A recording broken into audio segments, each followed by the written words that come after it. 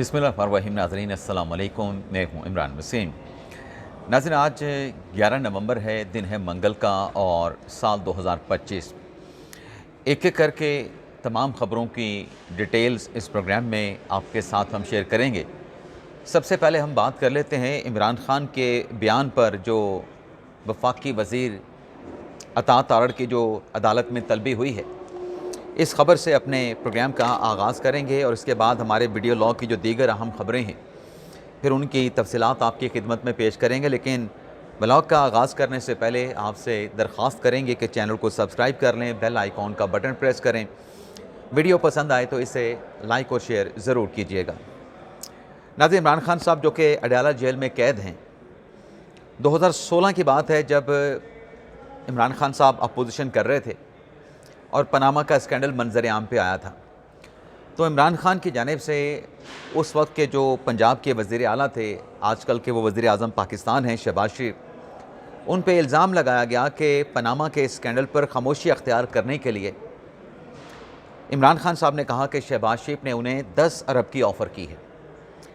अब इस पे शहबाज शरीफ साहब ने इमरान खान साहब के बयान को रद्द कर दिया, मुस्तरद कर दिया और इमरान खान के ख़िलाफ़ डेफमेशन का सूट 10 अरब का अदालत में फ़ाइल कर दिया। अब लाहौर की अदालत में इस केस की समाअत चल रही है। यलमाज़ गनी साहब हैं जो इस मुकदमे का ट्रायल कर रहे हैं। शहबाज शरीफ साहब की दरख्वास्त पे बानी तहरीक इंसाफ इमरान खान को के ख़िलाफ़ ट्रायल को प्रोसीड किया जा रहा है। तो इस केस में आखिरी समाअत में हुआ ये था कि अता तारड़ साहब जो हैं वो शहबाज शरीफ के हक़ में इमरान खान के बयान के ख़िलाफ़ अदालत में पेश हुए थे और अपना बयान जो है वो अता तारड़ साहब ने कलमबंद करवाया था। लेकिन जो खान साहब के वकील थे, उन्होंने अता तारड़ के बयान पर जिरा करने से इनकार कर दिया था और उनकी तरफ से अदालत से मोहलत मांगी गई थी कि हमें मोहलत दे दें, आइंदा तारीख पर हम अता तारड़ साहब जो हैं उन पर जिरा करेंगे, क्रॉस एग्जामिनेशन करेंगे। अब वो मोहलत अदालत ने दे दी, लेकिन अब 15 नवंबर को इमरान खान साहब के उस बयान पर लाहौर की अदालत ने जज यलमाज़ गनी साहब ने जो है अता तारड़ साहब को क्रॉस एग्जामिनेशन के लिए कि इमरान खान साहब के वकील अता तारड़ साहब ने जो स्टेटमेंट दिया है इमरान खान के ख़िलाफ़ शहबाज शरीफ के हक़ में, उस पर वो उनको क्रॉस एग्जामिनेशन करेंगे। एक ख़बर तो नाज़रीन ये है। दूसरी खबर नाज़रीन, अब तहरीक इंसाफ शिकवा करती है कि अदालतों से मुलाकातों का ऑर्डर जारी होता है, लेकिन बानी तहरीक इंसाफ इमरान खान के साथ मुलाकात नहीं करवाई जाती। लेकिन दूसरी तरफ ये भी देखा गया है, इस बात को नोट किया गया है कि अदालतें अगर तहरीक इंसाफ के रहनुमाओं को समन करती हैं, तलब करती हैं, PTI के रहनुमा अदालतों में पेश नहीं होते। अब अलीमा खान साहबा कोई जो मर्ज़ी कहे कि वो गैर सियासी हैं, लेकिन पार्टी में एक उनका रोल, एक उनका किरदार जो है वो ज़ाहरी तौर पे बन चुका है। अब अलीमा खान साहबा के ख़िलाफ़ जो मुकदमा है 26 नवंबर का एहतजाज का, उसमें 8 मरतबा तो अदालत ने नोटिस जारी किए, लेकिन अलीमा खान साहबा पेश नहीं हुई।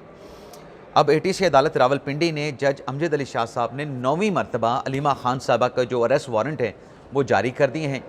ना सिर्फ 9वीं मरतबा उनके अरेस्ट वारंट जारी किए हैं, बल्कि इसके साथ साथ वो बैंक मैनेजर जिनकी तादाद 2 है, जिन्होंने अलीमा खान साहबा के बैंक अकाउंट को फ्रीज़ करने में ताख़ीर की थी, उनको भी अदालत ने गिरफ़्तार करके पुलिस को हुक्म दिया है कि 13 नवंबर को आप अदालत में पेश करें। और जो अलीमा खान साहबा के ज़ामिन थे उमर शरीफ, वो भी अदालत में पेश नहीं हो रहे, उन्हें भी गिरफ़्तार करके अदालत ने पुलिस को पेश करने का हुक्म दे दिया है। अब आ जाते हैं सोहेल अफरीदी साहब ने, जो बानी तहरीक इंसाफ इमरान खान के साथ उनकी मुलाकात नहीं हो सकी। जो सोहेल अफरीदी ने इस्लामाबाद हाई कोर्ट में कंटेम्प्ट की एप्लीकेशन दायर की थी, उस तौहीन अदालत की दरख्वास्त को आज इस्लामाबाद हाई कोर्ट में न सिर्फ टेकअप किया गया है, बल्कि पंजाब हुकूमत के ख़िलाफ़ एक्शन लेते हुए नोटिस जारी करके पंजाब हुकूमत से जवाब तलब कर लिया गया है। न सिर्फ पंजाब हुकूमत से, बल्कि सेक्रेटरी दाखिला से भी जवाब तलब कर लिया गया है। इस्लामाबाद हाई कोर्ट के जस्टिस अरबाब मोहम्मद ताहिर साहब ने इस केस की समाअत की है और PTI की तरफ से सेक्रेटरी जनरल सलमान अकम राजा जो हैं इस केस में पेश हुए हैं। अदालती कार्रवाई क्या रही उसके अहवाल पे आने से पहले आपको ये बता दें कि अदालत ने सेक्रेटरी दाखिला को जेल सुपरिटेंडेंट को नोटिस जारी करते हुए उनसे जवाब तलब कर लिया है कि इस कंटेम्प्ट की एप्लीकेशन पे, अब यह कंटेम्प्ट की दरख्वास्त पे नोटिस हुआ है कि अदालत ने ऑर्डर किया था, अदालत के ऑर्डर के बावजूद सलमान अकम राजा की बानी तहरीक इंसाफ इमरान खान के साथ मुलाकात क्यों नहीं करवाई गई, इसका जवाब दिया जाए। लेकिन साथ में कमरा अदालत में मौजूद जो असिस्टेंट अटॉर्नी जनरल थे, उनको हुक्म दिया गया कि इस बात को इंश्योर किया जाए कि आज सलमान अकम राजा की बानी तहरीक इंसाफ इमरान खान के साथ मुलाकात हो सके। राजा साहब ने अदालत के सामने ये दरख्वास्त की थी कि आप ऐसा करें, बानी तहरीक इंसाफ इमरान खान के साथ मुलाकात को इंश्योर करने के लिए जो इस्लामाबाद हाई कोर्ट के डिप्टी रजिस्ट्रार हैं उन्हें हमारे साथ भिजवाएं और डिप्टी रजिस्ट्रार अडयाला जेल जाएं और हमारी वहाँ पे मुलाकात के सिलसिले में वो फैसिलिटेशन करें। जिस पर अदालत ने ये इस्तदा तो सलमान कमरारी साहब की रद्द कर दी कि डिप्टी रजिस्ट्रार को नहीं भिजवा सकते, लेकिन हम कानून के मुताबिक चलेंगे और जो नोटिस है वो कंटेम्प्ट की दरख्वास्त पे जारी करके मुतलका फ़रीक़ैन से जवाब जो है वो जवाब समन कर लेते हैं। फिर सलमान कमरारी साहब ने कहा कि इस केस में आप तारीख़ दे दें कि आइंदा समाअत किस तारीख़ को होगी, जिस पर जज साहब ने कहा, अरबाब मोहम्मद ताहिर साहब ने कहा कि अगली तारीख़ जो एक्स का मुकदमा है इमरान खान के ट्विटर अकाउंट का, उससे पहले की तारीख़ में दूँगा ताकि आप खान साहब के साथ मुलाकात करके उस केस में जो जवाब आना है एक्स अकाउंट में कि जो ट्वीट्स के ख़िलाफ़ जो मतलब मुकदमा दायर हुआ है उसमें आप खान साहब के साथ मुलाकात करके तारीख़ से पहले जो जवाब है वो अदालत में जमा करवा सकें। तो ये अदालत ने जो है आज ऑर्डर जारी कर दिया। वैसे हमने सुबह के व्लॉग में भी बात की थी कि आज मंगल का दिन है और मंगल का दिन बानी तहरीक इंसाफ इमरान खान के साथ मुलाकातों का दिन होता है, विज़िटर डे होता है। अब नाज़रीन बात कर लेते हैं जो जस्टिस अत्तर मिन्नल्ला साहब ने 7 सफ़ात का जो ख़त लिखा है chief justice of Pakistan justice Yahya Afridi को। अब नाज़रीन 7 सफ़ात के लेटर पे जो तारीख़ डाली गई है वो 8 अक्टूबर की डाली गई है। अब या तो ये दानिस्ता तौर पे गलती हुई है या गैर दानिस्ता तौर पे गलती हुई है, यानी इनडायरेक्टली ये गलती है या इनडायरेक्टली गलती है या दानिस्ता तौर पे ऐसा किया गया है, क्योंकि जो इसमें वाक़यात कोट किए गए हैं इस लेटर में वो अक्टूबर के नहीं हैं, वो नवंबर के हैं। और अत्तर मिन्नल्ला साहब ने इस लेटर में दरअसल सुप्रीम कोर्ट के जजेस को और ख़ास तौर पे जो chief justice of Pakistan justice Yahya Afridi हैं उनको चार्जशीट किया है। उनके ख़िलाफ़ पूरा एक केस जो है अत्तर मिन्नल्ला साहब ने बिल्ड किया है। अब इस लेटर में अत्तर मिन्नल्ला साहब कहना क्या चाह रहे हैं? कहना वो चाह रहे हैं कि जो 27वीं आईनी तरमीम हो रही है, इस 27वीं आईनी तरमीम के ख़िलाफ़ चीफ जस्टिस याहिया अफरीदी साहब को ये चाहिए कि वो जुडिशल कॉन्फ्रेंस बुलाएँ। जुडिशल कॉन्फ्रेंस में अदलिया की आज़ादी के मामले पे और जो अदलिया की आज़ादी को ख़तरात लाक हैं उस पे आप जो है इज्तमाही तौर पे तमाम जो अदलिया के हाई कोर्ट के सुप्रीम कोर्ट के जजेस हैं वो बैठ के गौर व खौज करें। लेकिन ये बात, ये इल्तिजा, ये इस्तदा करते हुए लेटर का जो मतन है उसमें बड़ी सख्त बातें अत्तर मिन्नल्ला साहब ने की हैं।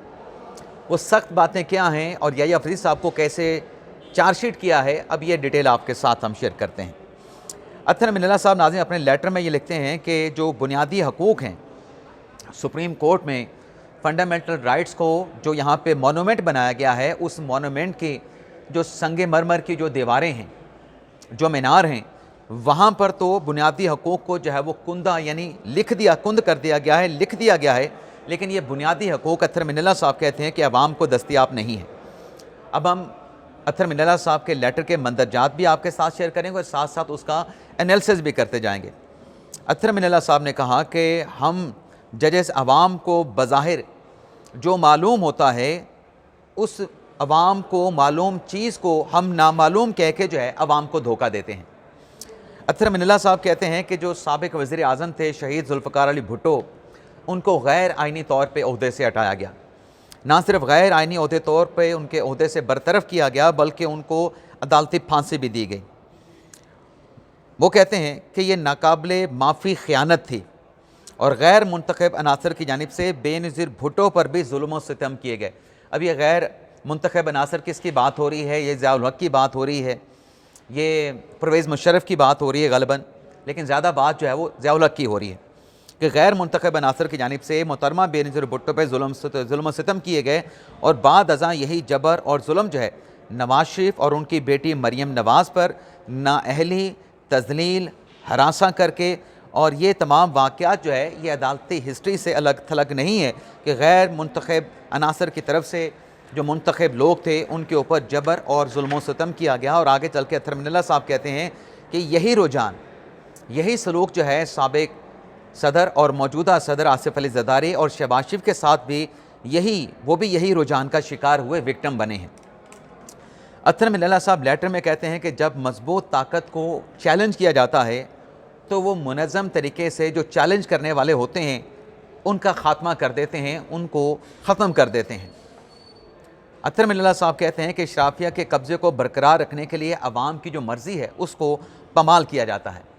आगे चल के वो बात कर रहे हैं बानी तहरीक-ए-इंसाफ इमरान खान साहब की, और मैं ये समझता हूँ कि यहाँ पर जो पिछले हवाले अत्तर मिल्ला साहब ने दिए हैं, चाहे वो जुल्फ़िकार अली भुट्टो शहीद का हवाला दिया है, नवाज़ शरीफ का दिया है, मरीम नवाज़ का दिया है, शहबाज शरीफ का दिया है, आसिफ अली ज़रदारी का दिया है, ये तमाम हवालों की आड़ में दरअसल मेरा एनालिसिस ये है, मेरी राय ये है कि जो अत्तर मिल्ला साहब हैं वो बानी तहरीक-ए-इंसाफ इमरान खान साहब का जिक्र करना चाह रहे थे। अब इमरान खान साहब का जिक्र अत्तर मिल्ला साहब ने कैसे किया? वो कहते हैं कि आज एक साबिक वज़ीर आज़म इमरान खान ख़ुद को इसी जबर के चक्कर में मुब्तला बताते हैं। अब खान साहब ने अत्तर मिल्ला साहब को आकर बात कब बताई? जो अत्तर मिल्ला साहब ने लेटर में लिखा कि इमरान खान कहते हैं कि मैं भी इसी जबर में मुब्तला हूँ, और फिर खान साहब कहते हैं कि अत्तर मिल्ला साहब कहते हैं कि सियासी इख्तलाफ को जुर्म बना दिया गया। लेकिन अत्तर मिल्ला साहब का अपने लेटर में इमरान खान के ख़िलाफ़ ये लिखना कि उन्हें जबर के चक्कर में मुब्तला कर दिया गया है, एक सुप्रीम कोर्ट का जज ये कैसे बात कर सकता है? नाज़रीन, ये बात रिकॉर्ड पे मौजूद है कि भुट्टो का अदालती कत्ल हुआ, भुट्टो को इंसाफ, भुट्टो को फेयर ट्रायल नहीं मिला। मोहतरमा बेनज़ीर भुट्टो के साथ क्या सलूक हुआ वो भी रिकॉर्ड पे मौजूद है। और फिर जो मरीम नवाज़, शहबाज शरीफ और उनकी फैमिली के ख़िलाफ़ जो मुकदमात बनाए गए एवन फील्ड को लेके, आमदन से ज़्यादा असासाजात को लेके, ये रिकॉर्ड पे मौजूद है, आप चेक कर सकते हैं। मैं अगर गलत हूँ मुझे आप झुटला सकते हैं।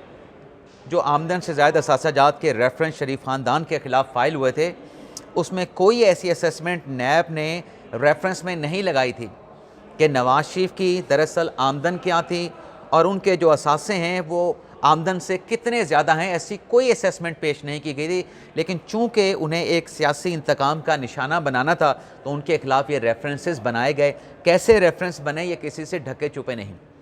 मरीम नवाज़ पे इल्ज़ाम लगाया गया कि वो एवन फील्ड फ्लैट्स की, अपार्टमेंट्स की बेनिफिशरी ऑनर हैं। कोई डॉक्यूमेंट्स रिकॉर्ड पे नहीं लाया गया कि वो कैसे बेनिफिशरी ऑनर हैं। हालांकि हसन नवाज़ का ये एतराफ़ रिकॉर्ड पे मौजूद था कि वो दरअसल एवनफील्ड फ्लैट के मालिक हैं, लेकिन हसन नवाज़ के ख़िलाफ़ इसका इन फ्लैट्स के, अपार्टमेंट्स के डायरेक्टली बेनिफिशरी होने का कोई इल्ज़ाम नहीं लगाया गया था। मलकियत से इनकार नहीं किया गया था, लेकिन यहाँ पे टारगेट नवाज़ शरीफ और मरीम नवाज़ को करना मकसूद था। और जो फ्लैट्स की मलकियत एडमिट करने वाला था, जो एक्सेप्ट करने वाला था हुसैन नवाज़, उसके ऊपर कोई किसी किस्म का चार्ज, कोई किस्म का केस नहीं बनाया गया। उन्हें सिर्फ शरीक मुल्ज़म के तौर पर शामिल किया गया। अब यहाँ पर जो बात हो रही है इमरान खान साहब की कि उन पर जबर के चक्कर में मुब्तला इमरान खान साहब अपने आप को बताते हैं, ये जो 190 मिलियन पाउंड का जो मुकदमा है, क्या किसी से ढका छुपा है? क्या ये ओपन एंड शट केस नहीं है? क्या तोशा खाना के साथ जो खिलवाड़ किया गया, क्या वो हमसे ढका छुपा है? किसी प्राइम मिनिस्टर ने माजी में ऐसा कुछ किया है? 190 मिलियन पाउंड की जो बंद लिफाफों में इमरान खान साहब की काबीना से मंजूरी ली गई, क्या वो किसी से ढकी छुपी है? क्या जयद सहाफ़ियों ने, गैर जानिबदार सहाफ़ियों ने खान साहब के इन एक्शंस पे, इन फैसलों पे क्रिटिसाइज़ खान साहब को नहीं किया? खान साहब को चार्जशीट नहीं किया? लेकिन अत्तर मिल्ला साहब दरअसल ये लेटर लिखे अपने chief justice of Pakistan justice Yahya Afridi साहब को जहाँ चार्जशीट कर रहे हैं, वहाँ बानी तहरीक-ए-इंसाफ इमरान खान साहब को क्लीन चिट दे रहे हैं। और मैं ये समझता हूँ कि जो अत्तर मिल्ला साहब कह रहे हैं कि सच अवाम से छुपाया जा रहा है, यहाँ पर भी सच अवाम से छुपाया जा रहा है और एक नया एंगल, एक नया पहलू जो है वो आवाम के सामने रखने की कोशिश की गई है इस ख़त के ज़रिए। अब अत्तर मिल्ला साहब ये कहते हैं कि 6 जजेस ने जो ख़त लिखा था उसमें सब कुछ सच रिकॉर्ड किया गया था, लेकिन 6 जजेस के ख़त का जब अजाला करने का मौका आया तो अफसोस से सुप्रीम कोर्ट जो है उन कुव्वतों के साथ शाना बशाना खड़े होने का सुप्रीम कोर्ट ने फ़ैसला किया जो आईनी अदालत की आज़ादी को सल्ब करना चाहते थे। अब ये किस पे इल्ज़ाम लगाया है? ये याहिया अफरीदी साहब पे इल्ज़ाम लगाया। काजी फैसल साहब तो रिटायर हो चुके हैं, अब वो इल्ज़ाम याहिया अफरीदी साहब पे लगा रहे हैं। और सिर्फ ये नहीं, अत्तर मिल्ला साहब ने यह भी कहा कि साबिक चीफ जस्टिस ने 12 जजेस को मखसूस नशिस्तों के केस में तनबीह की थी, यानी वार्निंग दी थी। वो साबिक चीफ जस्टिस कौन है? और अत्तर मिल्ला साहब कहते हैं कि बैरूनी मुदाखलत अब एक हकीकत बन चुकी है। लेकिन क्या नाज़रीन, जजेस का जो हल्फ होता है, सुप्रीम कोर्ट के जजेस जो हल्फ उठाते हैं, क्या उसमें जजेस को ये अख्तियार है? क्या वो कह सकते हैं किसी के ख़िलाफ़ अगर कोई केस चल रहा है, अदालतों में पेंडिंग पड़ा है, उस पर जज इस तरीके से रायज़दानी करे कि उसको क्लीन चिट दे दे? तो क्या ये कोड ऑफ कंडक्ट की खिलाफ वर्जी तो नहीं? ये एक सवाल जन्म लेता है। और फिर आगे चल के अफरीदी साहब ने से अपने अत्तर मिल्ला साहब ये दरख्वास्त करते हैं कि आप ऐसा करें, अदालती कॉन्फ्रेंस बुलाएँ। 27वीं तरमीम पे खुली बहस नागज़िर हो चुकी है। अदलिया का ढांचा तब्दील करने की ख्वाहिश जो है वो शामिल हो चुकी है, सामने नज़र आ रही है। और ख़बरों में आया है कि शरई अदालत में नई आइनी अदालत जो है वो कायम की जाएगी। नई आइनी अदालत कायम करने की शरई अदालत में तैयारियाँ की जा रही हैं और इस्लामाबाद हाई कोर्ट की तीसरी मंजिल पर जो है वो वफाकी शरई अदालत को शिफ्ट किया जाएगा। और यहाँ पे अत्तर मिल्ला साहब ये कहते हैं, अब फिर उन्होंने अपने सुप्रीम कोर्ट के कुछ जजेस को जो है वो चार्जशीट किया है। कैसे चार्जशीट किया है नाज़रीन? अत्तर मिल्ला साहब यहाँ पे ये कह रहे हैं कि कोई पोशीदा अमल है ये आइनी तरमीम का उन्होंने नाम नहीं लिया, लेकिन वो कह रहे हैं कि ये जो नया एक अदालती ढांचा या जो तंजीम नो करके आइनी अदालत बनाई जा रही है, क्या ये कोई पोशीदा अमल है कि अदलिया के अंदर कुछ लोगों को आगाह किया गया? यानी मतलब ये है, वो ये कह रहे हैं नाम लिए बगैर या जजेस का लफ्ज़ इस्तेमाल किए बगैर अत्तर मिल्ला साहब ये कह रहे हैं कि अदलिया के अंदर कुछ जजेस को जो है इस तरमीम से मुतल्लिक, आइनी अदालत के क़याम से मुतल्लिक आगाह किया गया है, तो बाकी अदलिया को आगाह क्यों नहीं किया गया? अब कॉन्स्टिट्यूशन में इसकी कोई ऐसी पाबंदी, ऐसी कोई गुंजाइश नहीं कि अगर पार्लियामान ने कोई आइनी तरमीम करनी है तो तरमीम करने से पहले वो अदलिया को आगाह करे। ऐसी कोई कंपल्शन, ऐसी कोई रुकावट, ऐसी कोई पाबंदी मौजूद नहीं है। और अत्तर मिल्ला साहब कहते हैं कि अदलिया की आज़ादी ख़तरे में है। खामोशी अदलिया की आज़ादी को जो ख़तरा लाहक है, यहाँ पर अगर अदलिया यानी जजेस खामोशी अख्तियार करते हैं तो फिर ये इस जुर्म में मुलव्वस होने के मुतरादिफ होगा। अब देखते हैं, अत्तर मिल्ला साहब ने अपना लेटर तो लिख दिया है, लेकिन इस लेटर की इबारत मंदरजात पढ़ने के बाद बज़ाहिर ऐसा लगता है कि शायद अत्तर मिल्ला साहब भी कहीं ये इस बात पे गौर कर रहे हैं, सोच रहे हैं कि वो 27वीं आइनी तरमीम के बाद अपने ओहदे से रिज़ाइन कर जाएँ। उनके लेटर की इबारत पढ़ने के बाद, मंदरजात पढ़ने के बाद जो मेरी असेसमेंट है कि शायद वो संजीदगी के साथ जो है अपने जज के ओहदे से मुस्तफ़ी होने पर गौर कर रहे हैं। बाकी 27वीं आइनी तरमीम का जो मसवदा है आज कौमी असम्बली में पेश कर दिया गया है। इरफान सदीकी साहब के इंतकाल पे फातिहा खानी कराई गई है। कल जो प्रोपेगेंडा कर रहे थे कि इरफान सदीकी साहब इंतकाल कर गए, लेकिन उनके इंतकाल की खबर को इसलिए छुपाया गया कि इजलास मुलतवी ना करना पड़े और सेनेट से जो 27वीं आइनी तरमीम है वो खटाई में पड़ जाएगी। तो आज फातिहा करवाई गई है कौमी असम्बली में। फातिहा कराने के बाद इजलास तो मुलतवी नहीं हुआ, तो वो कल किस बुनियाद पर कह रहे थे? और जब मैं ये प्रोग्राम रिकॉर्ड कर रहा हूँ, हो सकता है कि 27वीं आइनी तरमीम की मंजूरी का जो अमल है, पहले तो तकरीरें हो रही थी, शायद मंजूरी का अमल भी शुरू हो चुका हो। इजाज़त चाहते हैं नाज़रीन, अल्लाह हाफ़िज़।